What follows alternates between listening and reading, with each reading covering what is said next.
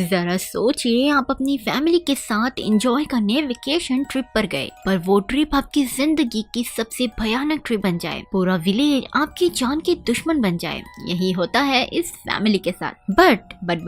But कहानी में ऐसा ट्विस्ट आएगा जिससे सोचने में पड़ जाएंगे आप, ये क्या हो गया, कैसे हो गया। फिल्म की शुरुआत होती है स्वीडन में, जहाँ एक फैमिली वेकेशन के लिए जा रही है स्वाल्टा आइलैंड पर। फैमिली में डैडी रिचर्ड स्मिथ, मम्मी सुजन स्मिथ, 2 भाई बहन सैम और जेसी थे। रास्ते में सुजन ने बताया कि जहाँ हम जा रहे हैं यानी उस स्वाल्टा आइलैंड पर, उस आइलैंड के लोग 1824 में खुद को क्वारंटाइन कर लिया था। डेडली फ्लू से डरकर बाहरी दुनिया से इन लोगों ने कनेक्शन खत्म कर लिया, जिसके रहते वहाँ पर अकाल आ गया, भूखमरी फैल गई, लोग खुद को बचाने के लिए कैनिबलिज्म पर उतर आए और एक दूसरे को मार कर ही खाने लगे। ऑल्दो क्वारंटाइन हट गया, बट इस आइलैंड की डार्क हिस्ट्री ने एक बहुत ही यूनिक चीज को जन्म दिया। स्वाल्टा आइलैंड पर हर 10 साल बाद क्वारंटाइन या कहे क्वारंटाइन नाम का फेस्टिवल किया जाता है। ये प्ले पूरे 8 घंटे तक किया जाता है। ये फेस्टिवल उनके एंसेस्टर्स के सेक्रीफाइस को श्रद्धांजलि देने के लिए किया जाता है।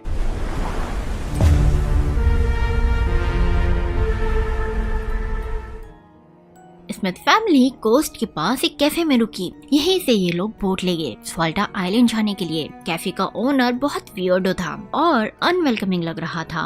ऑल्दो सुजन उससे थोड़ा बात करना चाह रही थी। सुजन उससे पूछती है कि क्या उसके बच्चे हैं, जिसका जवाब वो रूडली देता है कि वो मर गए हैं। वहीं दूसरी तरफ सैम और जेसी कैफे एक्सप्लोर कर रहे थे। तभी उन्हें जमीन पर एक बर्ड दिखाई दिया, जिसका सर बड़ी बेरहमी से अलग कर दिया गया था। जेसी ने उस बर्ड की पिक्चर ले ली। जब सुजन ने स्वाल्टा जाने के लिए फेरी का पूछा तो उस कैफे ओनर के हाथ से प्लेट से ही गिर गई शॉक के मारे। उसने कहा कि क्वारंटाइन के दौरान वहाँ जाना मना है और वैसे भी वहाँ कोई होटल तो है नहीं, तो आप रहोगी कहाँ। जिस पर रिचर्ड ने फोन में दिखाया एयरबीएनबी की बुकिंग जो उसने की थी मार्ट्स लार्सन के साथ। इसके बावजूद कैफे ओनर उन्हें स्ट्रांगली मना कर रहा था कि वहाँ मत जाओ भाई, आइलैंडर विजिटर्स को पसंद नहीं करते, इनफैक्ट वो तो उन्हें मार के खा भी जाते हैं। पर स्मिथ फैमिली को लगा कि ये आदमी थोड़ा आउट ऑफ कैफीन हो गया है, इसीलिए जोक मार रहा है।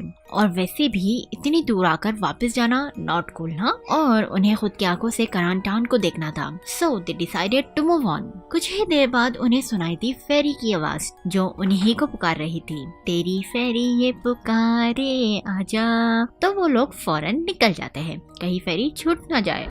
जाते जाते भी सन की कैफे ओनर रिचर्ड को फोन करता है, तुम जाकर बहुत बड़ी गलती कर रहे हो। बट रिचर्ड को कुछ फर्क नहीं पड़ा। फिर स्मिथ डॉक की तरफ बढ़े और फेरी पर जाने के लिए 4 टिकट्स मांगे स्वाल्टा के लिए। बट टिकट लेडी भी उनकी डेस्टिनेशन का सुनकर शॉक में आ गई। वहीं रिचर्ड को एहसास हुआ कि उसका वॉलेट कैफे में रह गया है, तो वो उसे लेने वापस जाता है। बट क्या वापस सही सलामत आ भी जाता है। बट सुन के आपको लगा ना कि रिचर्ड गया, नहीं आ गया। और स्मिथ चले बहुत एक्साइटेड होकर स्वाल्टा के लिए। रास्ते में भी सभी उन्हें ही बड़े अजीब से घूर रहे थे, जैसे पता नहीं स्मिथ ने उनके टिकट ही चुरा लिया हो। तभी एक टकलू क्रेपी आदमी सुजन को ड्रिंक ऑफर करता है। रिचर्ड उसे रोकने की कोशिश कर रहा था, पर वो आदमी उल्टा रिचर्ड को ही गालियां देने लगा। कुछ ही देर में फेरी स्वाल्टा आइलैंड पर थी और पूरे आइलैंड के लोग हार्बर पोर्ट पर जमा थे। शायद स्मिथ का स्वागत कर रहे होंगे उन्हें खाने के लिए। Just kidding. सभी आइलैंडर्स बहुत गुस्से में लग रहे थे। वो स्मिथ को देखकर जरा भी खुश नहीं थे। तभी आइलैंडर की हेड क्लारा उनसे पूछती है कि तुम कौन हो और क्या हो, मतलब यहाँ क्या कर रहे हो। स्मिथ फैमिली उन्हें एक्सप्लेन करती है कि वो हॉलिडे वेकेशंस पर हैं और क्वारंटाइन प्ले देखने यहाँ आए हैं। इन गेमर एक यंग बच्चा कहता है वो यहाँ नहीं आ सकते और उन्हें फौरन चले जाना चाहिए, बट डीड स्मिथ जाने से मना कर देते हैं। सुजन तो कहती है कि मेरा तो इस आइलैंड से पर्सनल कनेक्शन है। उसके एंसेस्टर्स उन्हीं ब्रेव सोल्जर्स में से एक है जिन्हें आइलैंडर्स ने मार डाला था 200 साल पहले। दीदी ये नहीं बोलना था दीदी। ये सुनकर आग बबूला क्लारा कहती है दफा हो फौरन। पर तभी एक आदमी बीच में टपक पड़ता है, मार्ट्स लार्सन, स्मिथ का एयरबीएनबी होस्ट। सारी कम्युनिटी लार्सन पर भड़क पड़ी जब उन्हें पता चला कि उसने फॉरेनर लोगों को अपना घर रेंट पर दिया है। लार्सन कहता है कि ये घर उसकी माँ का है और उसे किसी की परमिशन की जरूरत नहीं है। और ऐसे ही लंबी आर्ग्यूमेंट के बाद न जाने क्यों क्लारा मान जाती है फॉरेनर्स को रहने देने के लिए, पर उन्हें साथ ही धमकी भी देती है कि उनकी छुट्टी जरा लंबी चलेगी। उसके बाद लार्सन स्मिथ को उनके रेंटेड घर में ले जाता है, बट यहाँ एक बात नोटिस करने वाली थी। लार्सन जेसी में इंटरेस्ट दिखा रहा था। लार्सन ठर के निकला। उसके बाद ठर के लार्सन ने खुद को इंट्रोड्यूस करवाया और कहा कि ये मेरी मम्मी का घर है, जिसका किसी ने 10 साल पहले सर काट के मर्डर कर दिया था, उसी कुर्सी पर जहाँ भी रिचर्ड बैठा है। ये सुनकर वो लोग थोड़े चौंक गए। लार्सन के जाने के बाद ओवरली एक्साइटेड स्मिथ अपनी अनपैकिंग करते हैं और जेसी मैडम शावर लेने जाती है रिलैक्स करने। शावर लेते हुए जेसी को कुछ अजीब आवाजें आई जो एक बड़े से मिरर के पास से आ रही थी, पर जेसी को कुछ समझ नहीं आया कि ये हो क्या रहा है। उसी रात बेचारे सोते हुए स्मिथ की नींद खुल गई बाहर हो रहे शोर की वजह से। रिचर्ड और सूजन देखने जाते हैं कि मामला क्या है। उन्हें पता चलता है कि ये तो आइलैंडर्स है जो मशाले लेकर खड़े हैं। सूजन परेशान होकर उन्हें समझाती है कि ये सब तमाशा बंद कर दो, उन्हें हरास मत करो, उनके बच्चे अंदर सो रहे हैं। पर तभी एक आइलैंडर सूजन के सामने रकून का शव फेंक देता है और फिर वो लोग वहाँ से चले जाते हैं। क्रीपी हाँ, टिल ये लोग यहाँ पर अभी भी रुके हैं। खैर, उन्हें थोड़ा एहसास तो हो गया कि कहीं उन्होंने गलती तो नहीं कर दी। यहाँ आकर यहाँ हम ये भी देख सकते हैं कि क्लारा उनके ऊपर नजर रखी थी। अगले दिन ग्रांटान के एक दिन पहले जैसी अपने पिता रिचर्ड को बताती है कि उसे ऐसा लगता है कि कोई उसे देख रहा है चोरी छुपे। डरी हुई जैसी ने रिचर्ड को ये भी बताया कि कल जब वो नहा रही थी तब उसे मिरर के पीछे से अजीब अजीब आवाजें आई। बेखबर जैसी और रिचर्ड को ये भी नहीं पता था कोई उनके ऊपर नजर रख रहा था, वो भी फुल सेटअप के साथ, CCTV footage, monitors and all that. कुछ देर बाद रिचर्ड लार्सन के पास जाता है और उसे सभी बातें बताता है जो पिछली रात हुई। रिचर्ड ने रकून की बॉडी भी लार्सन के हाथ में पकड़ा दी जो आइलैंडर्स ने उनके ऊपर फेंका था, क्योंकि लार्सन उसके प्रोमिसेस पर खड़ा नहीं उतरा, जबकि उसने पूरे पैसे दिए थे उसको। उसके बदले में उन्हें क्या मिल रहा है? जब से वो यहाँ आए हैं कोई उन्हें धमकी दे रहा है, कोई मरे हुए जानवर उन पर फेंक रहा है। रिचर्ड कहता है कि वो नेगेटिव रिव्यू देगा उसे। रिचर्ड की धमकियां सुनकर लार्सन परेशान हो गया। वो कहता है कि वो कम्युनिटी से बात करेगा उस बारे में। दोपहर में स्मिथ आइलैंड को एक्सप्लोर करने में निकल जाते हैं। वो पिक्चर्स खींचते हैं, घूमते हैं, मजे करते हैं। वहीं दूसरी तरफ हम देखते हैं कि कैफे ओनर का किसी ने बेरहमी से खून कर दिया था उसकी वाइफ के साथ और पुलिस इन्वेस्टिगेट कर रही थी। आइलैंड पर रिचर्ड और सूजन देखते हैं कि आइलैंडर बोट से 4 खाली कॉफिन आइलैंड पर ला रहे हैं। उन्हें कुछ समझ नहीं आया कि आखिर माजरा क्या है या मुजरा क्या है। कुछ देर बाद डिटेक्टिव फोर्सबर्ग आइलैंड पर आए और हार्बर अटेंडेंट से पूछताछ करने लगे। वो उसे कैफे ओनर की डेथ के बारे में भी बताते हैं। उनका शक एक योहान नाम के बंदे पर था। योहान वही है जिसने सूजन के साथ फेरी में बदतमीजी की थी। या दैट टकलू एक्चुअली वो एक खतरनाक क्रिमिनल है जो हाल फिलहाल में ही जेल से बाहर आया है। ऑफिसर को शक था कि वो और भी मर्डर कर सकता है, इसीलिए वो कम्युनिटी को वार्न करना चाहते थे। वहीं दूसरी तरफ रिचर्ड और सूजन रूम में प्यार भरा टाइम स्पेंड कर रहे थे और उन्हें कोई मॉनिटर से क्रीपीली ताड़ रहा था। आइलैंडर्स अपने ग्रांटान प्ले की रिहर्सल करने में लगे थे। तभी डिटेक्टिव फोर्सबर्ग ने उन्हें बीच में ही रोक दिया। डिटेक्टिव यहाँ योहान के बारे में पूछने आए थे। आइलैंडर्स उन्हें बताते हैं कि वो तो वोडका लेने आइलैंड से बाहर गया हुआ है। क्लारा डिटेक्टिव को साफ साफ कह देती है कि यहाँ आने की कोई जरूरत नहीं, क्योंकि बाहर का कानून यहाँ नहीं चलता। ग्रांटान यहाँ का जज है। जिस पर डिटेक्टिव फोर्सबर्ग उसे वार्न करते हैं कि बहन अपना सर सलामत रखना चाहती हो ना तो जरा संभाल के। फोर्सबर्ग वहाँ से निकल जाते हैं और उन्हें जाते हुए देख रहा था योहान जो अभी भी आइलैंड पर ही था। जेसी और सैम एक लोकल कैफे में जाते हैं जहाँ का ओनर निकलता है इंगेमार। इंगेमार ने उनसे कहा कि उन्होंने यहाँ कर बहुत बड़ी गलती कर दी है। देखने पर लग नहीं रहा था कि जेसी और सैम को उसकी बात का जरा भी फर्क पड़ा हो। वो कहते हैं कि उन्हें यहाँ आने में कोई इंटरेस्ट नहीं था, वो तो सिर्फ इसलिए आए हैं क्योंकि उनके पेरेंट्स वो स्टूपिड प्ले देखना चाहते थे। तभी कुछ आइलैंडर्स कैफे में आ गए। उनमें से एक सैम को हाथ लगाता है, बट सैम उसकी आंखों में स्प्रिंकल्स फेंक देता है। वो लोग उन्हें कैफे के बाहर फेंकते हैं। तभी सैम और जेसी ने नोटिस किया कि आइलैंडर्स ने बहुत अजीब मास्क पहने हैं और उनके पास कॉफिन भी है जिस पर इंग्लिश लायर लिखा था। ये देख दोनों भाई बहन तो बहुत डर गए और वहाँ से भाग गए। घर में लार्सन बिकनी पहनकर बेड में लेटा था और जैसे ही सैम और जेसी वहाँ आए वो भाग गया। ये लार्सन भी एक अलग ही किस्म का पीस है। जेसी रूम में घुसते ही समझ गई कि उसके बेड पर कोई सोया था। उसके अंडरगारमेंट्स भी मिसिंग थे। लड़की मिरर की तरफ बढ़ी और उस पर हार्ट बनाया और मिरर के पीछे से लार्सन क्रीप कही का थिएटर में क्लारा करंटाइन के बारे में आइलैंडर्स के साथ डिस्कशन कर रही थी। उसका कहना था कि ये उसका आखिरी बार है जब वो करंटाइन ऑर्गेनाइज कर रही है, इसके बाद वो रिटायर हो जाएगी, इसीलिए उसे एपिक नोट पर छोड़ना चाहती है। यहाँ हमें पता चलता है कि करंटाइन के दौरान उनके एंसेस्टर्स को श्रद्धांजलि देने के लिए बाहर से फॉरेनर्स को लाया जाता था और उनकी बलि दी जाती थी। हालांकि ये सब यंगर जनरेशन को पसंद नहीं आया, वो खून खराबे में नहीं पड़ना चाहते थे, इसीलिए ये प्रथा 30 सालों से बंद थी। पर क्लारा चाहती थी कि ये फिर से शुरू हो। वो कहती है कि बकरा हलाल होने खुद आया है तो हमें इसका फायदा उठाना चाहिए। ये सुनकर आइलैंडर्स भड़क गए। इनगेमार भी इसके खिलाफ खड़ा होता है और कहता है कि उन्हें लग रहा था कि वो सिर्फ बाहर से आए लोगों को डरा रहे हैं। यहाँ तक कि क्लारा का बेटा स्वेन भी उसके खिलाफ हो गया। क्लारा कहती है कि उन्हें वही करना होगा जो वो कह रही है,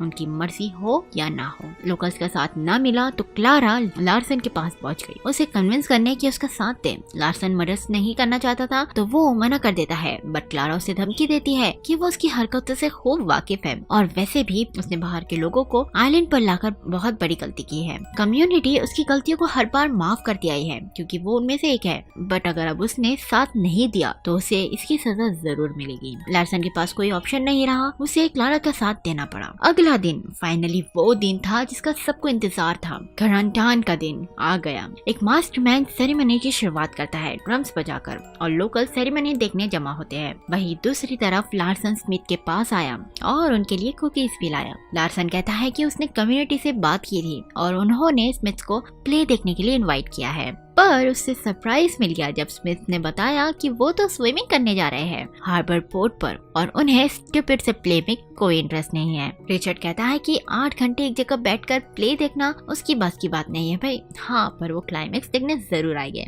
लार्सन ने जो सोचा था वो नहीं हुआ, स्मिथ तो प्ले में आए ही नहीं।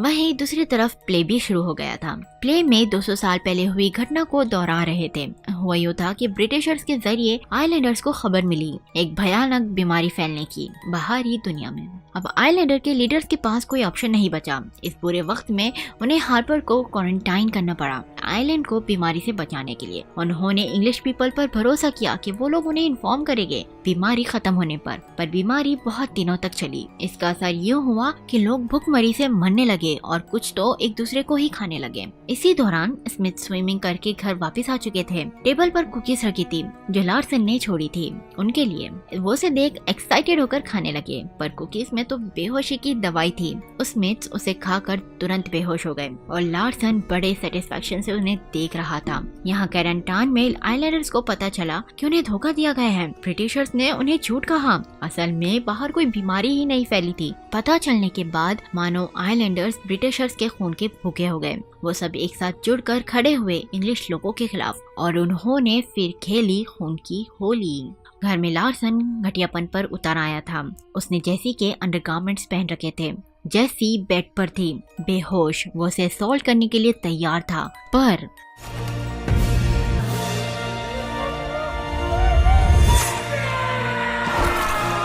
स्मिथ ने ड्रग कुकीज कभी खाए ही नहीं थे। स्मिथ लार्सन को तब तक स्टेप करते हैं जब तक वो मर नहीं गया। और यहाँ आता है कहानी में बड़ा ट्विस्ट, या लिटरली बड़ा। जब रिचर्ड कैफे में वॉलेट लेने वापस गया तो वो सिर्फ वॉलेट लेकर वापस नहीं लौटा, बल्कि वो तो कैफे ओनर और उसकी बीवी की जान लेकर आया था। और तो और वो जेसी और सैम ही थे जिन्होंने उस बर्ड की जान ली थी। पता चलता है कि स्मिथ ऐसी वैसी फैमिली नहीं है, बल्कि सीरियल किलर्स का ग्रुप है जो ऐसे ही आइसोलेटेड कम्युनिटीज में घुसकर उनका सफाया कर देते हैं अपनी खून की प्यास को बुझाने के लिए। इसी के साथ स्मिथ तैयार थे अपने हथियारों के साथ। उन्होंने अपना खून का नाच शुरू कर दिया और जो भी उनके सामने आता वो उसे बेरहमी से मार डालते। क्लारा दूर से उन्हें देख रही थी, पर वो उन्हें पहचान नहीं पाई कि वो कौन है। बट सन की बुढ़िया सब देखने के बावजूद प्ले पूरा करने की बात करती है, क्योंकि ये प्ले उसका लास्ट प्ले था। विलेजर्स इधर से उधर अपनी जान बचाकर भाग रहे थे। बेचारे भोले लोगों को लग रहा था कि ये सब योहान ही कर रहा है। उसके बाद जेसी और सैम पोर्ट पर पहुंच गए। पोर्ट गार्ड के पास वो उसके पास जाकर विक्टिम होने का नाटक करते हैं और जैसे ही उस लेडी ने उन्हें शांत करने के लिए गले लगाया, उन दोनों ने उससे चाकू घोंपकर मार दिया और फिर उसकी बॉडी के साथ पिक्चर्स क्लिक किया। कुछ देर बाद स्वेन वहाँ पहुँचा। वो तो गार्ड की बेजान बॉडी देखकर सदमे में चला गया। उसने फौरन अंदर से फ्लेयर गन निकाली और उसको आसमान में शूट कर दिया। पूरा आसमान कुछ देर के लिए ब्राइट रेड हो गया। फ्लेयर को देख सुजन और रिचर्ड को एहसास हुआ कि कॉप्स कभी भी यहाँ पहुँच सकते हैं, पर उन्हें कुछ ज्यादा फर्क नहीं पड़ा। बेचारे जान बचा रहे लोकल्स इंक्लूडिंग क्लारा एक घर में घुस गए किलर से बचने के लिए। इसमें दरवाजा तोड़कर अंदर घुसने की कोशिश करते हैं, पर दरवाजा लॉक था। रिचर्ड तो दरवाजे में से ही चाकू घोंपने लगा, जिससे क्लारा जख्मी हो गई। हैरानी की बात थी, अभी न क्लारा को और न दूसरे लोगों को पता था कि स्मिथ ही इन सब के पीछे है। एक वक्त पर तो रिचर्ड भी जख्मी हो गया स्वेन के हाथों, पर इतनी बुरी तरह लगने के बाद भी रिचर्ड को ज्यादा फर्क नहीं पड़ा। उसके बाद तो स्मिथ घर में ही घुस गए, पर जब तक क्लारा और स्वेन छुप गए थे, लेकिन दूसरे जो भी लोग वहाँ थे स्मिथ ने उन्हें बेरहमी से मार दिया, एनिग्मा को भी। डिटेक्टिव फोर्सबर्ग को भी अब तक आइलैंड पर हो रहे हत्याकांड के बारे में खबर मिल गई थी। उन्हें ये भी पता चला कि योहान को आइलैंड पर ही देखा गया है और हो सकता है कि इन सब के पीछे उसी का हाथ हो।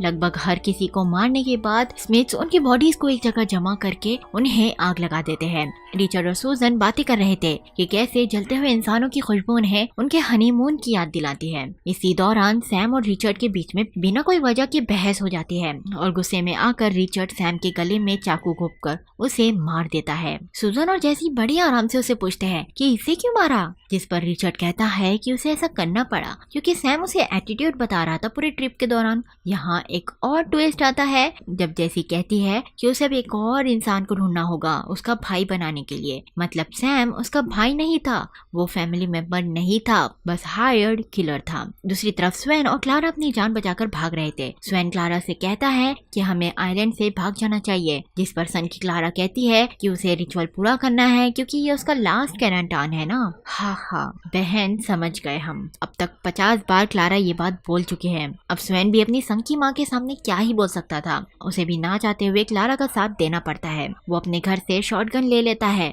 स्मिथ लार्सन के घर सीसीटीवी वाले रूम में थे। उन्हें पता चला कि लार्सन हमेशा से ही उन पर नजर रखे हुए था। वो कहते हैं कि कितना बुरा आदमी था वो हिपोक्रेसी तो देखो, बुरा कह रहे हैं ये लोग। उन्हें एक सीक्रेट पैसेज में मिला जो उनके एयरबीएनबी घर तक जाता है।